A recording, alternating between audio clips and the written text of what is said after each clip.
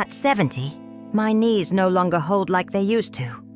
But what still keeps me standing is the land where I grew up, where my father once taught me that roots don't weaken with time. They grow deeper. I spent decades caring for that farm, planting, harvesting, teaching my grandchildren to love the smell of rain on dry soil. It was everything I had, everything I was. Until the day I saw my own son walking across the field with eyes I didn't recognize, and an envelope in his hand. "Sign it, Mom. It's for your own good." Maybe you felt that too. Like a whole life could be erased with one signature. Like love, memory, and legacy meant nothing compared to a piece of paper. But that night, among the scent of hay and silence, something or someone gave me back more than just hope. And what happened next could never be buried. There's a kind of silence that only exists on old farmland, the kind that hums with memory. I used to wake up to the rooster's crow, the soft rustle of wind through wheat, and my father's footsteps are already fading toward the barn. Now at 70, the rooster's gone. The wheat doesn't grow like it used to, and my father's been buried beneath the oak tree for decades. But the silence, it's still here, and it still speaks. I wrap myself in a thick quilt each morning, sit on the porch with a steaming cup of coffee, and inhale the scent of damp soil and memory. It smells like everything I ever loved, and everything I'm afraid of losing. My father believed the land had a soul. "Treat it like kin," he'd say, his voice thick with dust and devotion. "It remembers." I believed him. I had to, because when you spend your life digging into the earth, planting seed after seed, with no promise of rain, you learn to lean on faith. He taught me to read the clouds like scripture, to listen to the insects like weather prophets, and to walk barefoot after storms to feel if the ground had forgiven us. And when he passed, it was the soil, not the people, who held me. It was this land that absorbed my grief, not the platitudes at his funeral. I stayed, while others left for the city or sold their inheritance for a faster life. I stayed, through droughts, floods, and loneliness that carved itself into my ribs. I stayed because leaving felt like betrayal, and eventually, this place became more than home. It became a legacy. One I hoped my son would understand.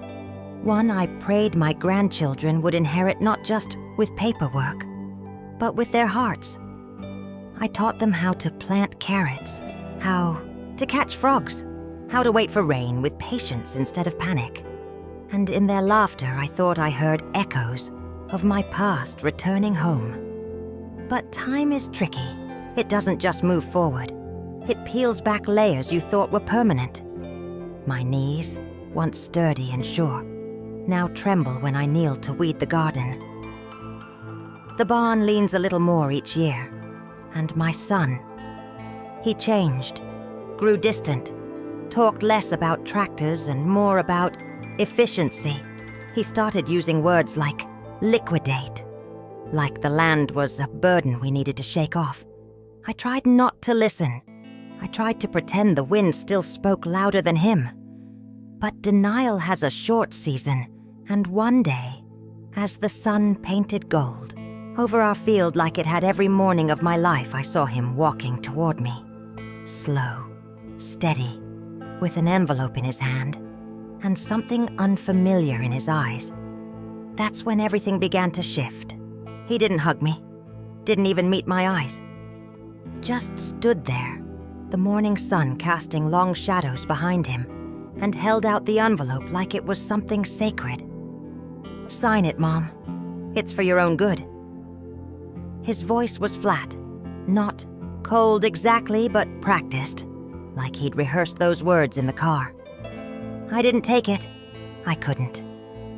My hand stayed wrapped around my coffee mug, trembling slightly, the warmth suddenly foreign against my skin. I looked down at the envelope and felt my stomach tighten. It wasn't just paper. It was threat dressed in white. I asked him what it was. He didn't answer right away, just shifted his weight, cleared his throat, and finally muttered something about protection and legal safeguards. Said the farm was too much for me now, that I needed to let go gracefully, as if years of blood, sweat, and prayers could be dismissed with legal jargon. I wanted to laugh or scream, but all I managed was a quiet, "You think this land is hurting me?" His jaw tightened, and he looked past me toward the fields, avoiding the question like he'd done since his father died. There had been signs, of course, subtle ones. The phone calls he stopped returning, the way he talked about monetizing assets at Thanksgiving. But I'd always brushed it off, convinced myself he was just tired, stressed, maybe even grieving in his own quiet way. Now, as he stood in front of me, my boy, who once cried when a baby bird fell from its nest, I saw a man I didn't recognize. There was no kindness in his voice, no hesitation in his stance, just resolve and urgency. I asked if this was about money. His lips twitched, almost offended. "It's about the future, Mom. About being smart. But I've seen smart men ruin sacred things. I've seen greed wear a father's face. And in that moment, I realized something that hurt deeper than any betrayal. He wasn't just doing this for himself. He believed he was saving me. From hard work, from loneliness, from myself. That's what broke me. Not the paper, not the threat, but the fact that my son thought I needed rescuing from the very thing that had kept me alive. I looked at the envelope again, still unopened, still heavy with silence, and though my voice trembled, I finally whispered, "No." That one word made him flinch, just barely. He didn't argue, just nodded stiffly, left the envelope on the porch and walked away, through the same field he once learned to walk, in barefoot. But I knew that walk wasn't over, not for him, and certainly not for me. That night I didn't sleep. The envelope sat on the kitchen table like a stranger watching me from across the room. I made tea, the kind my husband used to love, chamomile with a touch of honey, hoping it would calm my nerves. But the moment the kettle whistled, I burst into tears. Not because of the paper, not even because of my son, but because the silence in that house felt different now. It wasn't peaceful. It was hollow. Something had shifted, a thread had snapped, and I didn't know how to tie it back together. Memories started flooding in, uninvited. My son at 8, running barefoot through the cornrows, dirt on his face, and joy in his voice. The first time he drove the tractor with me beside him, proud as anything. I remembered the way he used to sit beside my husband at dusk, listening to old stories about the land, about legacy. He used to care. He used to feel it. And now he was asking me to give it all up. Like it was just a patch of dirt, not the place where our family was born and buried. The next morning, I tried to talk to him. I called, left a message, just asked him to come for lunch. No pressure, no confrontation. Just presence. He didn't respond. 2 days passed, then 3. I asked my granddaughter if he was okay, and she looked down at her shoes and said he was busy. That word, busy, it felt like a door slammed shut. I wondered if she even knew what he'd asked me to do. I wondered if he'd painted me as fragile, irrational, stuck in the past. Maybe to them I was. That kind of isolation is crueler than loneliness. When the people you love stop seeing you, really seeing you. It's like you vanish a little more each day. I'd always believed that no matter how distant life pulled us, love would stretch to meet us halfway. But now I wasn't sure. Maybe I was the only one still holding on to something everyone else had already let go. I stood at the edge of the field that evening, bare feet pressed into the dirt, the same earth that held my father, my husband, and every version of myself that had ever mattered. I didn't know what to do. I didn't know how to fight a war that was dressed in smiles and silence. But somewhere deep beneath the soil, I felt the stirrings of a truth I hadn't unearthed yet. On the fourth morning, I took the envelope and placed it back on the porch. Not torn, not burned, just returned. As if to say, this is not mine to carry. It felt small, almost silly, compared to the battles I'd fought over the years. Storms that tore the roof off the barn. Nights spent nursing calves back to life. Seasons of loss and rebirth. But still, it was the hardest thing I'd ever done. To say no, not with anger, but with quiet, unshakable certainty. To plant my feet in the ground and choose not to yield. He came again that afternoon. This time, no envelope. Just him, standing near the fence, arms crossed. I didn't invite him in. I stood my ground, literally, with my back to the barn and my hands covered in tomato soil. He asked me why I was being so stubborn. I told him I wasn't. That this place wasn't a relic. It was a part of me. That I didn't need saving. That I wasn't confused. I saw the flicker in his eyes then.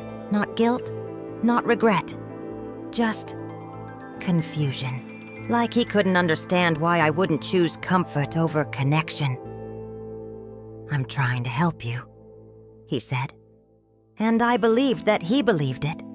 But sometimes, help comes with strings. Sometimes it disguises control as compassion. I told him I was tired. Not of the work, but of the way he looked at me now. Like I was fragile, like I was fading. I told him the truth, that I felt most alive with dirt under my nails, and the sky above me, that this land was not a burden. It was my breath. He didn't yell. He didn't plead. He just nodded slowly and walked back to his truck. I watched him drive away and wondered if he saw me differently now. Not as the old woman clinging to the past, but as someone with the right to protect her story. Someone who still had roots too deep to be pulled without tearing something sacred. And for the first time in days, I felt my lungs expand fully, not with relief, but with power. I stood there long after he left, as the sun dipped low and the cicadas began to sing. I didn't know what tomorrow would bring, but I knew I had chosen something that mattered more than comfort. I had chosen to be whole. And just as the stars began to appear, something unexpected called me toward the attic. The attic had always smelled like cedar and dust, the kind of scent that wraps around memory and refuses to let go. I hadn't climbed those stairs in years. My knees protested each step, but something deeper pulled me up, like a whisper carried on the beams, a voice I hadn't heard in a long time. I opened the creaking door and stepped into a world that felt frozen in time. Old trunks, sun-bleached quilts, jars filled with forgotten nails and buttons. But it was the photo album on the rocking chair that caught my breath. My fingers reached for it before I knew why. Inside were snapshots of a life well worn. My wedding day, his hands still soft before years of labor, turned them to leather. My son at 3, holding a baby chick with awe. My husband laughing, his face caught mid-gesture, sunlight painting him golden. Each page turned felt like opening a window to the past, and with every image I heard their voices. My father's lessons about patience, my husband's hum as he worked, even my son's, boyish giggles echoing down the stairs. I let the tears fall quietly. I didn't want to disturb the memory. In the corner of the attic, beside a rusted lantern and a bundle of dried lavender, I found an old wooden box. My husband had carved our initials into the lid. Inside were letters, dozens of them. Some from him, some from my father. Words written in ink, full of worry, love, and warnings I hadn't fully understood at the time. One, dated 2 weeks before my husband's passing, made my hands tremble. If anything happens, don't let them take the land. It's not just acres, it's our history, and it's protected. Just look under the ledger. My breath caught in my throat. That ledger had sat on my bookshelf for years, unopened. It had always been part of the farm's records, taxes, equipment logs, the mundane machinery of life. But now, it felt like a cipher. I pressed the letter to my chest, heart pounding not from fear but from something electric, like recognition, like being reminded that I wasn't alone in this. I stood in that attic for a long time, surrounded by ghosts that didn't haunt me. They anchored me. Their love, their warnings, their presence, all of it layered into the walls, into the wood, into me. And I knew then, this wasn't just a personal rebellion. It was a continuation of something sacred, something that had been quietly prepared for all along. I didn't sleep that night either, but this time it wasn't sorrow that kept me awake. It was curiosity, the kind that hums under your skin, restless and insistent. Just before dawn, I pulled the old ledger from the shelf, its leather cover stiff with age. I ran my fingers over the spine, thinking of my husband's voice in that letter. Look under the ledger.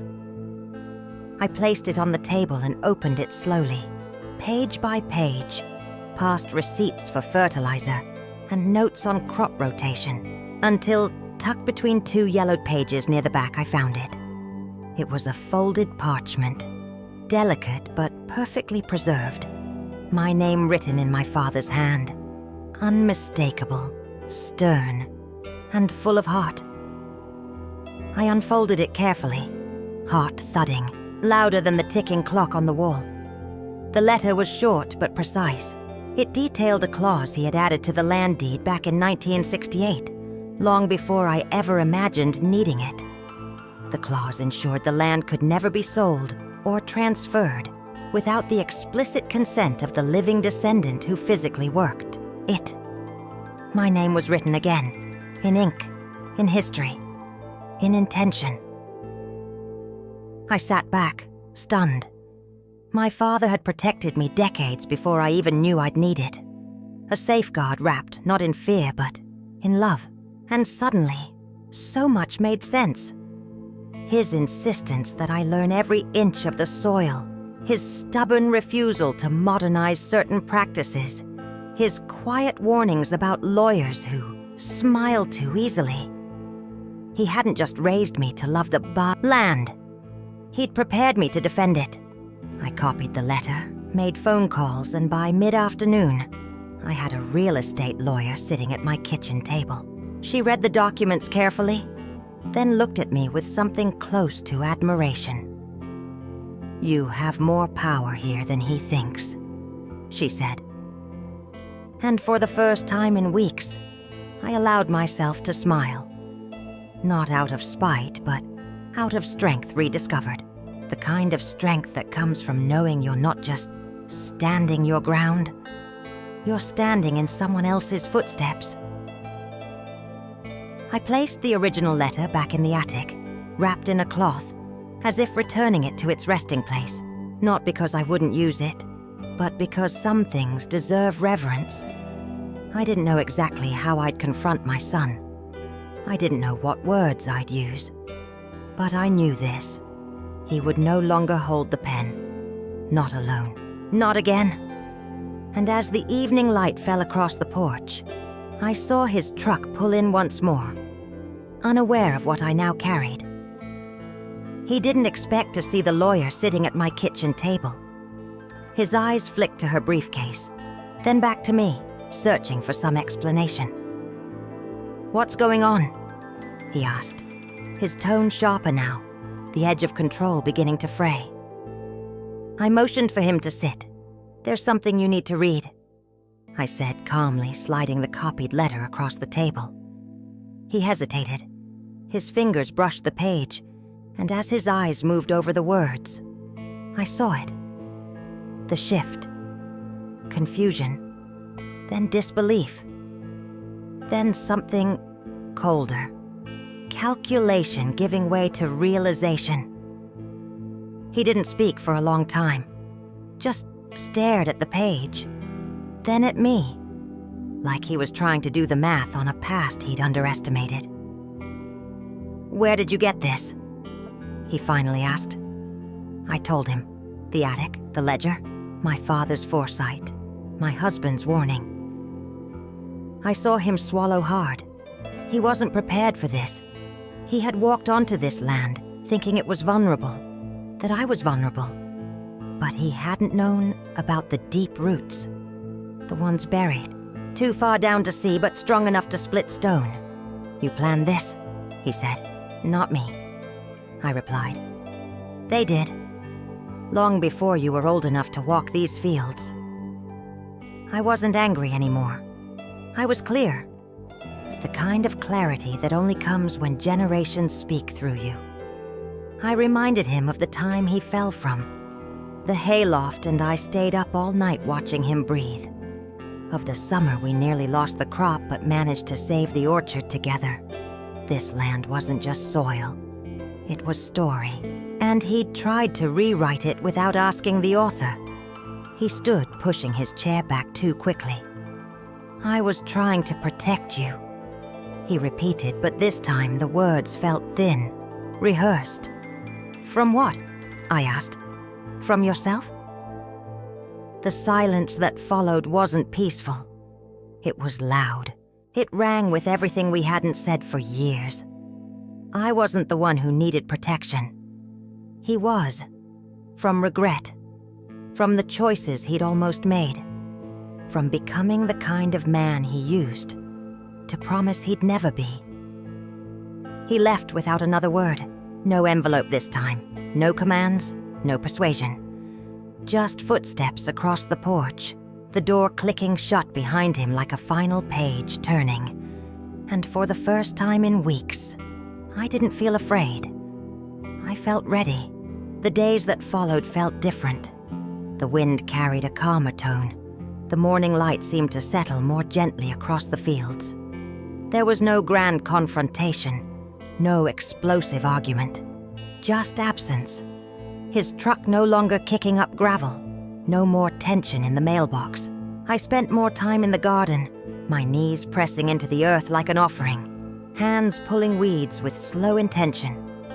And as I worked, I felt it, the land accepting me again, as if the disturbance had passed, as if it knew I had protected what mattered. That quiet validation meant more than any apology ever could. The lawyer called 2 days later to confirm everything. The clause was valid. The title was untouched. The deed remained exactly as it always had. Under my name. Under my care. She said I could take legal action if I wanted, maybe even block my son from future claims. But I declined. I didn't need revenge. I didn't want headlines or courtrooms. What I needed was simpler, older, and much more sacred. I needed to stand here every day with the knowledge that I had chosen what was right, not just for me, but for everyone who had walked this land before me. One afternoon, I walked to the edge of the orchard and sat beneath the oak tree where my father rested.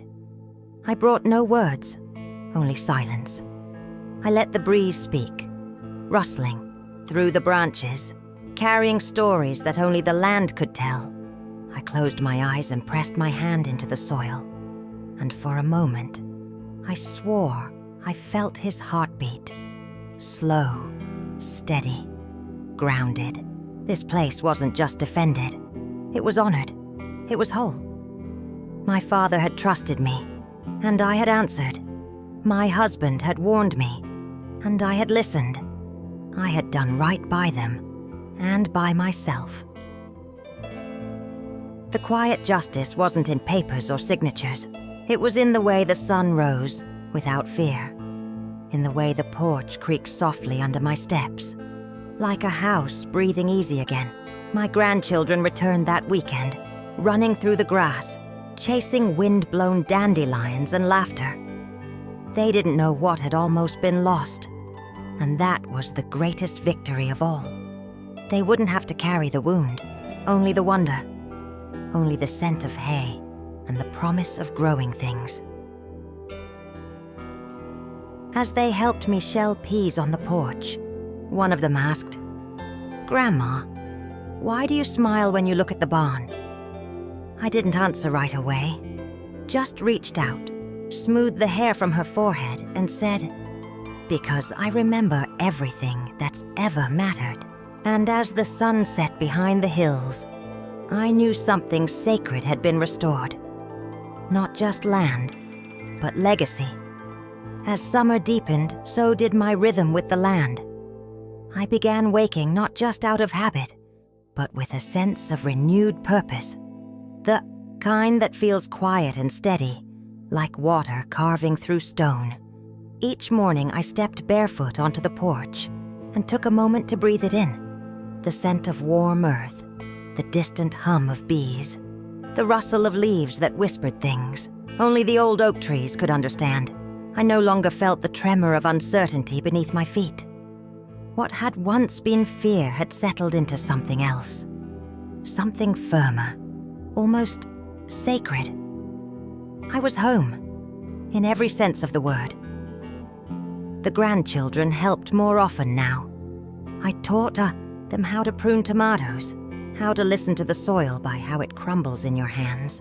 One of them asked if we could plant sunflowers all the way to the sky. I smiled and said yes, because dreams planted in faith always reach higher than we expect. We marked the row with a stick and a ribbon, and every few days they'd check for growth like it was magic. Maybe it was. Watching their wonder reminded me that even through brokenness, beauty insists on blooming. It was in their eyes, their hands, their joy. The future was still fertile. At night, I sometimes sat alone beneath the stars, blanket around my shoulders, tea in hand, and whispered thanks. Not just for surviving the storm, but for what the storm revealed. I realize now that my son's actions, though painful, had forced me to remember who I was. Not just a mother, not just a widow, but a steward of something older than both roles combined. A guardian of memory, a keeper of ground that had fed generations. And the strength to say no, to stand, to preserve, to resist, had come from a place inside me I had nearly forgotten existed. I hadn't spoken to him again. Not because I didn't love him, but because love sometimes means waiting in silence until the other person is ready to hear it. I left the door unlocked every evening, just in case. A part of me still hoped, not for forgiveness, but for understanding. I didn't need him to apologize. I only needed him to see me again, to remember the woman who taught him how to plant beans in a crooked row and how to fix a fence post after a storm. The woman who never left the land, even when everything else changed. Hope isn't always loud. Sometimes it lives in the way you brush dirt off your palms, in the way you save a quilt for a child not yet born, in the sound of laughter echoing off a barn wall. My roots, like the oak outside, couldn't be pulled. Not by time, not by grief, not even by love gone astray. And as the first sunflower broke through the soil, I understood. Some things are meant to outlive us just so. They can bloom again. The sun had just begun to dip behind the hills, when I heard the crunch of gravel under slow tires. I didn't rush to the window. I didn't stand. I just kept peeling apples for a pie I hadn't planned to make. The screen door creaked, soft and hesitant, like someone unsure they were welcome. And then his voice, low and worn, not the voice of a man with answers, but of a boy who once got lost in the woods and cried until I found him. "Mom," he said. Just that. One word. But it carried all the weight he hadn't known how to put into sentences. I turned around slowly, cloth in my hand, and saw him standing there, not with pride or anger, but with something gentler. Remorse, maybe, or memory.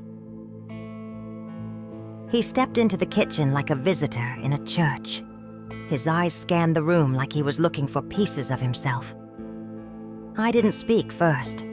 I wanted him to feel the quiet, to let it ask the questions he wasn't ready to say, aloud. Finally, he sat down at the table, the same spot where his father once taught him how to tie a fishing knot, where birthday candles had melted into frosting, where we'd once shared the kind of laughter that doesn't need to be remembered to be real. "I thought I was helping," he said. His voice cracked. "I thought maybe you were tired of doing it alone." I took a breath, steady and full, and answered not with blame but with truth. I was never alone. The land never let me be. He reached across the table then, not for the letter or the deed or anything legal, but for my hand.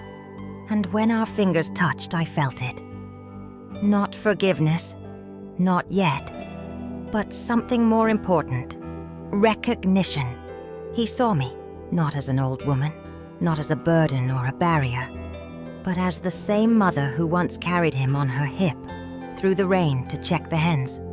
The same woman who buried her husband and still found strength to plant in spring. We didn't need to say everything. Some healing happens in silence, in the shared breath between what was broken and what still hopes to be whole. That evening, we sat on the porch together. He asked about the tomatoes.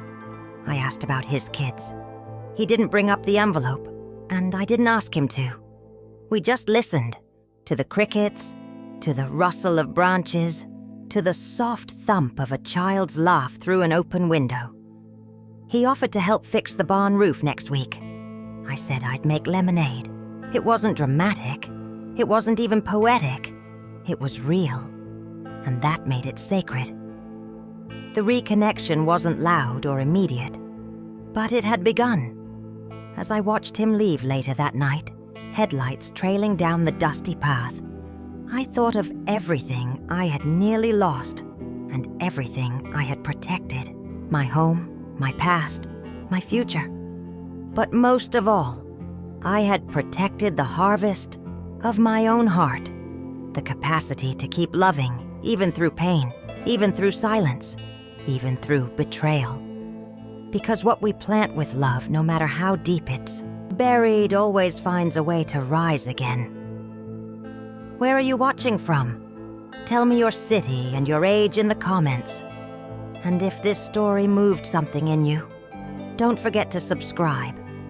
I promise, the next story will stay with you too.